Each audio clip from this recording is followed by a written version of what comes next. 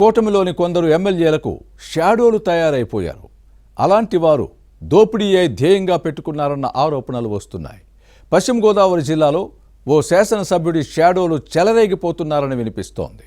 MLA కామ్గా ఉన్నట్లు కనిపించిన షాడోల దందాలు పెరిగిపోయాయన్న వాదనలు ఉన్నాయి. ప్రతి పనికి వెలకట్టి మరీ వసూలు చేస్తున్నారన్న ప్రచారము జరుగుతోంది. తమ వ్యవహారాలకు అడ్డొచ్చే అధికారుల్ని బదిలీ చేయించి మరీ పనులు కానిచేస్తున్నారన్న ప్రచారం జరుగుతోంది. ఇంతకీ ఎవరా ఎమ్మెల్యే, ఏ నియోజకవర్గం, అసలే party? Let's watch the story. మన వ్యవస్థకు అవినీతి జాడ్యం పట్టింది. ప్రజాప్రతినిధుల నుంచి అధికారుల వరకు ఇదే తంతుగా మారింది. ఎమ్మెల్యేల అవినీతి కేవలం వ్యక్తిగత లోపం కాదు, అది వ్యవస్థీకృతమైంది. అధికారం, డబ్బు, అధిక ఖర్చులతో ప్రజాసేవ దుర్వినియోగమవుతోంది. దీంతో నిజాయితీపరులకు రాజకీయాల్లో చోటు దొరకడం కష్టమవుతోందన్న విశ్లేషణలు ఉన్నాయి. ఎన్నికల్లో కోట్ల ప్రజాధనాన్ని కుమ్మరిస్తున్నారు. ఆ సొమ్మంతా తిరిగి ప్రజల నుంచి వసూలు చేయడమే ప్రజాప్రతినిధుల పనిగా పెట్టుకున్నారు. దీంతో రాజకీయాల్లో విలువలు దిగజారుతున్నాయి. ఎన్నికల్లో కోట్ల ఖర్చుతో ప్రజాస్వామ్యం క్రమంగా ధనవంతుల ఆటగా మారుతోంది. డబ్బు రాజకీయాలు భయంకర దుష్పరిణామాలకు దారితీస్తున్నాయి. ఎన్నికల కోసం ఖర్చు చేసిన కోట్లను తిరిగి సంపాదించాలనే తపన ప్రజాప్రతినిధులను అవినీతి వైపు మళ్లిస్తోంది. పశ్చిమ గోదావరి జిల్లాలోని భీమవరం నియోజకవర్గంలో ఇలాంటి పరిస్థితే ఉందని వినిపిస్తోంది.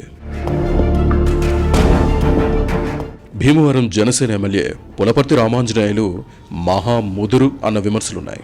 2009లో కాంగ్రెస్, 2014లో టీడీపీ, 2024లో జనసేన తరపున గెలుపొందారు. గతంలో ప్రజాప్రతినిధిగా పనిచేసినప్పుడు పెద్దగా విమర్శలు, ఆరోపణలు లేకపోయినా ఇప్పుడు జాదు అన్నమాట వినిపిస్తోంది. తెర వెనుక కుటుంబ సభ్యులు షాడో శాసనసభ్యులుగా మారారని వినిపిస్తోంది.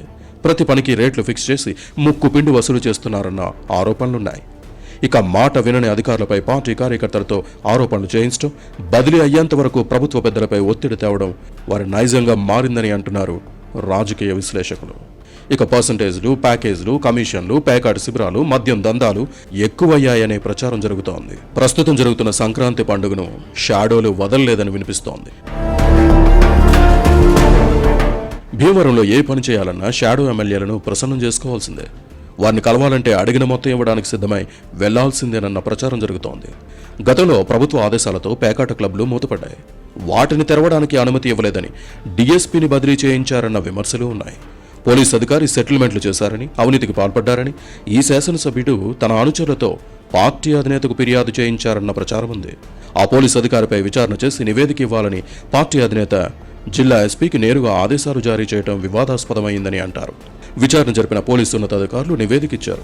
డిప్యూటీ స్పీకర్ రఘురామకృష్ణరాజు సైతం ఆ డీఎస్పీ అటువంటి అధికారి కాదని సర్టిఫికెట్ ఇచ్చిన విషయాన్ని గుర్తుపెట్టుకోవాలి. అయినా తనకు ప్రభుత్వ పెద్దలతో ఉన్న పలుకుబడితో బదిలీ చేయించారు. పోలీసు అధికారి బదిలీ అయిన క్షణాల్లోనే భీమవరంలో క్లబ్లు తెరుచుకున్నాయంటే పరిస్థితి ఎలా ఉందో అర్థం చేసుకోవచ్చు. ఇప్పుడు ఆ క్లబ్బుల నుంచి నెలకు లక్షల్లోనే మామూళ్ళు షాడో ఎమ్మెల్యేలకు వెళ్తున్నాయనే మాట వినిపిస్తోంది. ఇక మద్యం వ్యాపారం నుంచి ప్రతి నెల ఆమ్యామ్యాలు షాడోల ఖజానాకు చేరుతున్నాయనే ప్రచారం సాగుతోంది. కాంట్రాక్టర్లకు చుక్కలు చూపిస్తున్నారని వినిపిస్తోంది. పనిని బట్టి 10% పైగానే కమిషన్లు దండుకుంటున్నారన్న ఆరోపణలు ఉన్నాయి. ఇవ్వకపోతే అధికారులకు చెప్పి పనులు ఆపించేయిస్తున్నారనే వాదనలు లేకపోలేదు. భీమవరంలో 30 కోట్ల విలువకు పైబడిన పనికి కమిషన్ అందలేదని షాడోలు దాన్ని నిలిపివేయించడం వివాదాస్పదంగా అయింది. కొంతకాలానికి ఆ పని పునఃప్రారంభం కావడంతో తెర వెనుక ఏం జరిగిందో అందరికీ అర్థమైంది. గతంలో భీమవరంకు మంజూరైన 3 వంతెనల పనులు పట్టాలెక్కించడంలో శాసనసభ్యుడు విఫలమయ్యారనే ప్రచారం లేకపోలేదు. టీడీపీ కూటమి అధికారంలోకి వచ్చాక వాటిలో 2 వంతెనలకు మాత్రమే అనుమతి వచ్చింది. మరి మిగిలిన వంతెనకు అనుమతి రాకపోవడానికి ఎమ్మెల్యే కార్యాలయం పర్యవేక్షణ సరిగ్గా లేకపోవడమేనని ప్రచారం జరుగుతోంది. ఇక పశ్చిమ గోదావరి జిల్లా కలెక్టరేట్ భవన నిర్మాణం భీమవరంలో ఎక్కడ కట్టాలనే అంశం పెద్ద దుమారానికి దారితీసింది. వైసీపీ ప్రభుత్వ హయాంలో మార్కెట్ యార్డ్లో నిర్మించాలని నిర్ణయించగా కూటమి అధికారంలోకి వచ్చాక దిరుసుమర్రు రోడ్లో పెడతామని ప్రకటించారు. ప్రజల నుంచి వ్యతిరేకత రావడంతో ఉండి నియోజకవర్గంలో కడతామని డిప్యూటీ స్పీకర్ రఘురామకృష్ణరాజు చెప్పడంతో ప్రజల్లో అయోమయం నెలకొంది. ఈ అంశం వివాదాస్పదం కావడంతో భీమవరం మార్కెట్ యార్డ్లోనే కలెక్టరేట్ భవనం నిర్మాణం చేపడతామన్న శాసనసభ్యుడి ప్రకటనతో వివాదం సద్దుమణిగింది.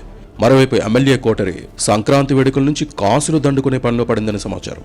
కోడి పందాల నిర్వాహకుల నుంచి భారీగానే వసూళ్లు చేస్తున్నారనే మాట వినిపిస్తోంది.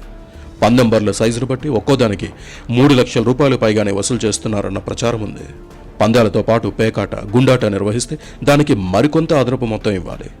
పందాలు జరిగే ప్రాంతాల్లో మద్యం అమ్మాలంటే అదనంగా ఇవ్వాలని అంటున్నారన్న ప్రచారం జరుగుతోంది. ఇక వసూళ్లతో పాటు పందాలు జరుగుతున్న తీరు పర్యవేక్షణకు షాడో ఎమ్మెల్యేలు కొన్ని కమిటీలను వేశారని వినిపిస్తోంది. ఇక్కడ ఇంకో ట్విస్ట్ లేకపోలేదు. తమ అనుచరులు, సహచరులు పందాలు నిర్వహించాలన్నా కప్పం కట్టాల్సిందే. ఇక భీమవరంలో ఇటీవల ఎగ్జిబిషన్ పెట్టడానికి ఏర్పాట్లు జరిగాయి. కానీ షాడోలకు ముడుపులు చేరకపోవడంతో ప్రారంభానికి సిద్ధమైన సమయంలో ఆకస్మికంగా ఆగిపోయింది. ఆ తర్వాత అంతా సర్దుకోవడంతో తెర వెనుక ఏం జరిగిందో అని ఆరా తీశారు. షాడోలకు లక్షల్లో ముడుపులు ముట్టజెప్పడంతో మళ్లీ ఎగ్జిబిషన్ పెట్టారన్న ప్రచారం ఉంది. ఈ పరిణామాలపై ప్రస్తుతం భీమవరంలో పెద్దగానే చర్చ జరుగుతోంది. ఈ విషయాలన్నీ పార్టీ అధినేత దృష్టికి వెళ్లాయని సమాచారం. మరి పార్టీతో పాటు ప్రభుత్వ పెద్దలు షాడో ఎమ్మెల్యేల తీరుపై ఎలా స్పందిస్తారో చూడాలి.